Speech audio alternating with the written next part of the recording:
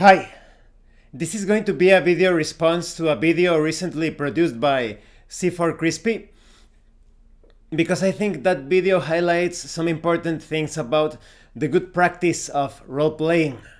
I'm going to put a link to his video in the description of this video. In that video, he shared that he has had some difficulties when it comes to role playing, but also there is a positive aspect to things. Let's talk about the good thing first. One of his players reached out to him and basically thanked him for the act of role playing. That is, they had been playing tabletop role playing games in a very more like a Mother May I, perhaps board gamey sort of way. So when that player actually experienced true roleplay, he managed to explore other aspects of that particular character. His player character was more like a product of min-maxing, so he was only exploring the tactical combat aspect of a tabletop RPG. But now he gets to actually roleplay that character, the personality, the attitude. He gets to explore or observe that character, or rather be that character from a different angle, from a more universal perspective, in my opinion. So I think that's a positive thing that can only be accomplished, as mentioned in the video by C4 Crispy, by constantly role-playing. Like many good practices in life, you actually need to carry them out. It's not enough to have like the loose concept. You need to actually walk the walk, not just talk the talk. You need to actually do it, instead of having a Mother May I conversation. But C4 Crispy also mentioned a few difficulties. It seems like some of his players reverted or regressed, or maybe they weren't never in that roleplay mindset. They started to ask out of character questions. Well, first of all, don't worry too much about that, C4 Crispy. And just as general advice, on potentially unneeded advice, just keep on going, as always. Rick also experimented some difficulties like about a few months back, or a month ago more or less. There was this moment that he wasn't able to play. His session was put on hold and he came back to it, but then his players also started to ask out of character questions. And please check out some links in the description for those of you that are still having trouble when it comes to role playing. My tips on how to obtain details through roleplay, and of course my the role-playing acting confusion videos. They will provide some tools for you to better roleplay or to obtain information through roleplay. There is absolutely no need. It is not necessary to go out of character. All the information can be obtained through roleplay. Please check out my video, Obtaining Details via Roleplay. But there are some considerations here when it comes to playing with your group. The best player that you can obtain in your game is the adult, or rather the mature player. A mature player is supposed to have integrity. When you carry out session 0, or before the game starts and you start to converse, to talk with your players about the sort of experience that you are going to be having, you should make it crystal clear that you're going to be looking for roleplay.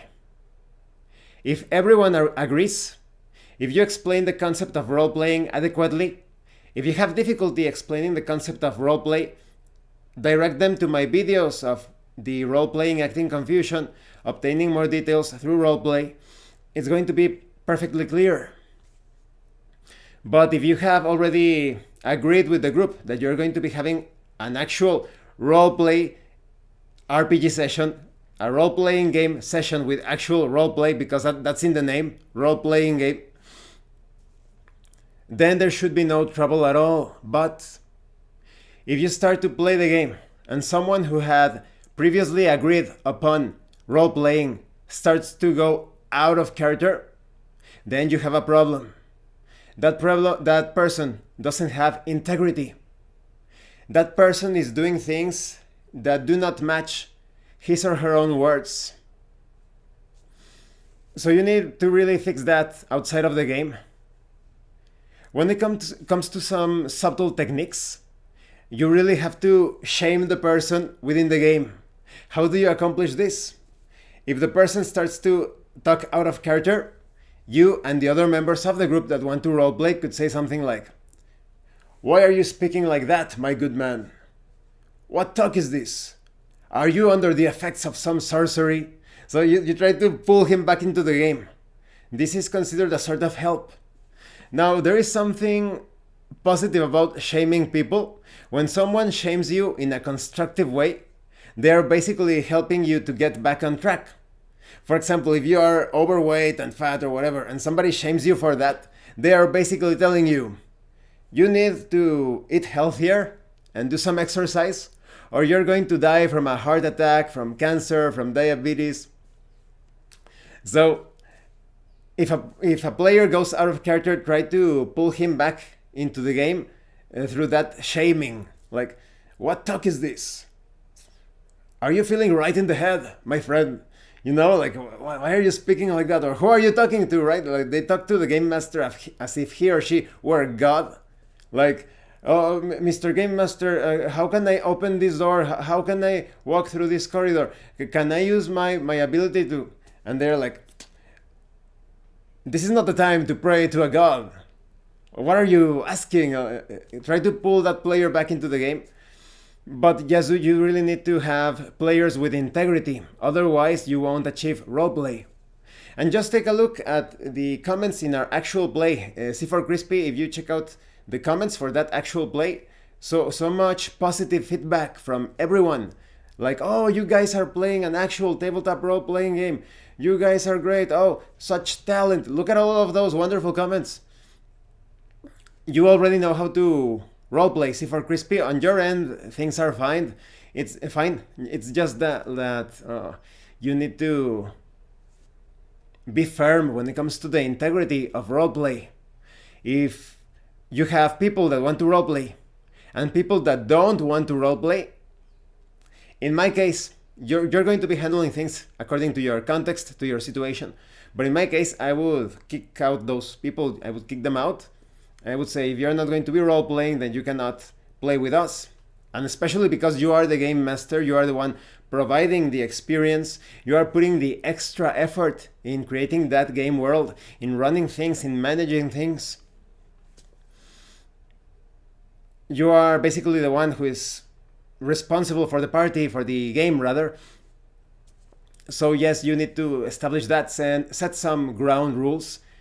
If you're going to roleplay, welcome to my game. If not, you are out. As simple as that. But that's the problem. Maybe you are playing with... That's why some people say, don't play with relatives or friends, because you need to be like an expert in diplomacy to handle this tactfully, to handle this tactfully, so that there aren't like hurt feelings and such. Just make it clear, I am looking for roleplay. You cannot provide roleplay. We cannot match our gameplay experiences, so to speak. Now, another thing that was interesting in that video is that C4 Crispy, it seems like he is becoming disenchanted with the D20 because of the bell curve. Now, the reason why we roll D20 dice is basically because we like the swinginess of the dice. We roll the die and we obtain a result that actually allows our weaker character to score a hit on a much stronger enemy. Or it could be the other way around. You have this combat savvy character that sometimes misses because of the swinginess. This is, in a way, it's ridiculous in some cases. I will tell you how to fix that ridiculousness.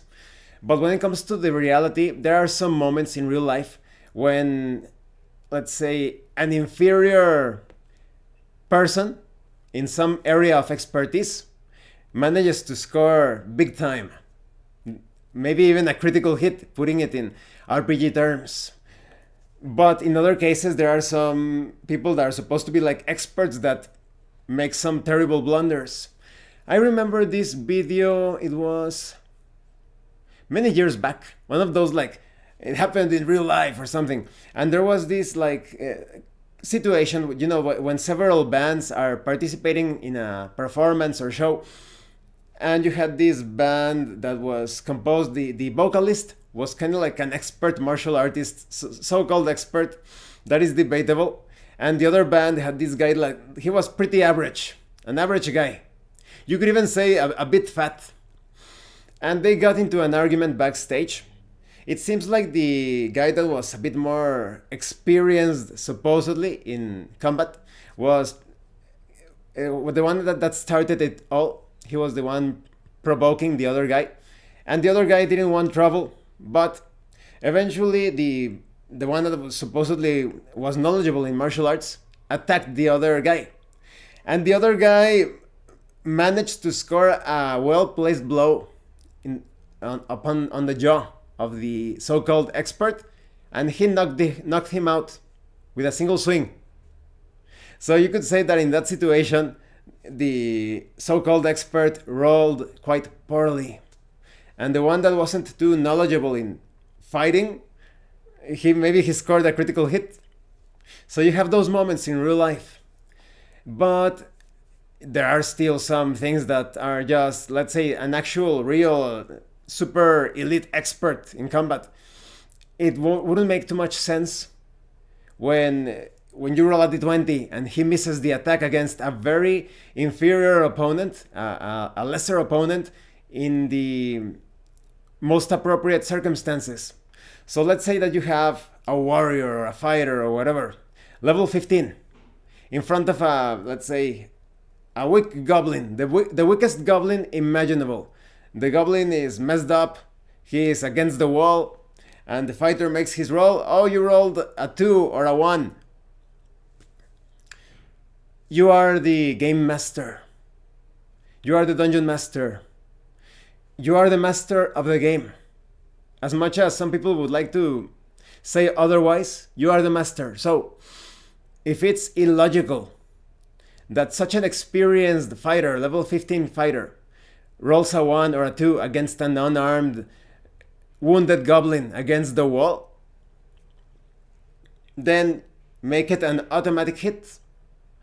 Or if you want to, add some huge bonuses to the roll. It's as simple as that. The dice are not going to dictate the outcome. They are there to assist in uncertain situations.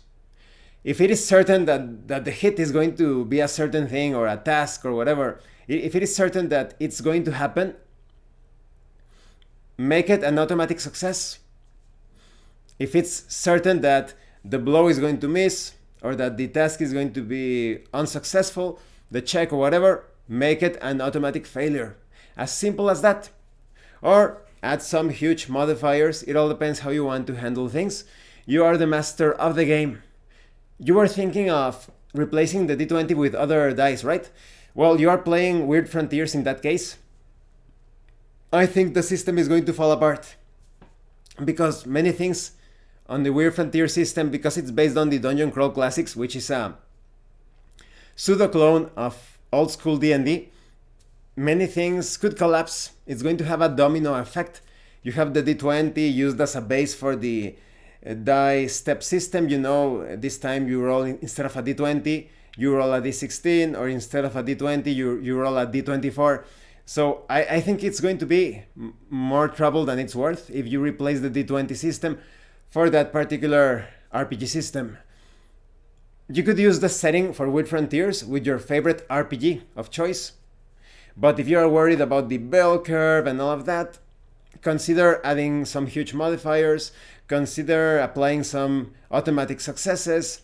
Don't feel like, oh no, the modifier tells me they only get a +5 at this level, and now I am tied up because the bell curve of the D20 is not sufficiently logical. No, the D20 is just there to have those fun, swingy results, some fun moments, to handle task resolution. You apply the modifiers, you apply the penalties, you apply the automatic successes or failures. It's all about what you enjoy. So yes, I hope this video was informative or helpful. And please let me know in the comment section below. This applies not only to C4 Crispy, but to everyone in general. What are your thoughts on this situation?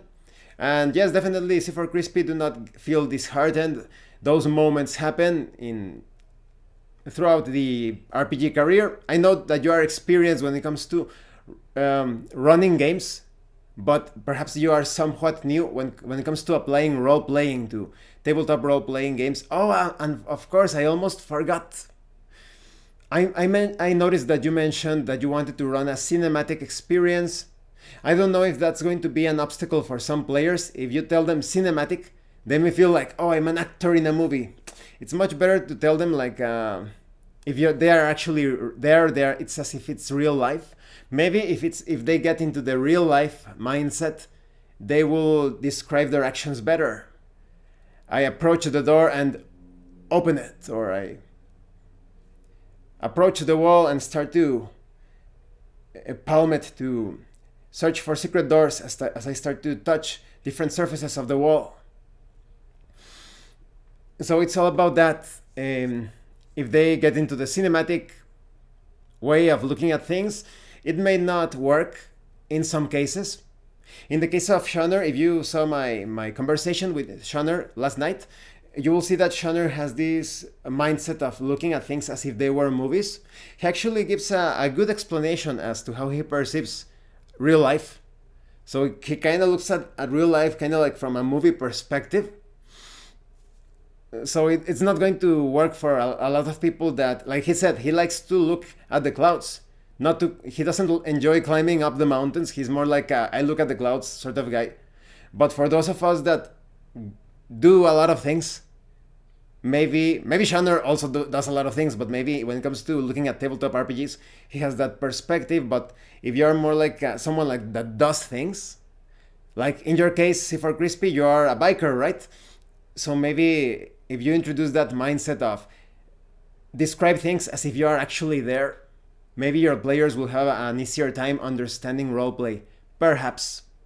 Well, once again, thank you for watching my videos.